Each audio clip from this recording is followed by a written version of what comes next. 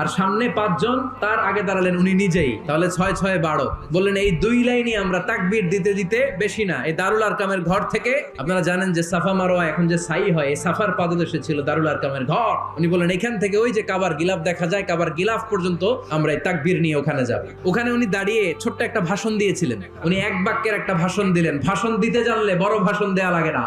কে আছো এই মক্কায়? কে আছো মায়ের বুক খালি করতে চাও? কে আছো বাচ্চাগুলারে, নিজের সন্তানগুলোরে ইতিম বানাতে চাও? বুকের পাটা থাকলে আমি ওমর রে থামাও। এই বলে উনি আল্লাহু আকবার, আল্লাহু আকবার, আল্লাহু আকবার বলে স্লোগান শুরু করে দিলেন। এক এক স্লোগানে মক্কার মরুজমিন থারথার করে কাঁপতে আরম্ভ করলো। এই মিছিল মক্কার কেউ দেয় নাই। মিছিলের আওয়াজ শুনে আবু জাহেল বাইরিস, উতবা বাইরিস, শাইবা, ওয়ালিদ ইবনে মুগিরা সব বের হয়েছে। কিরে, আমার এলাকায় এত বড় স্লোগান, কার এত সাহস? বের হয়ে দেখে মিছিলের সামনে ওমর। ওমর রে দেখে দিছে এক দৌড়, কারণ ওমরে ফারুককে থামানোর মতো বাপের বেটা মক্কায় দ্বিতীয়টা কেউ ছিল না। আওয়াজ করে বলেন ঠিক।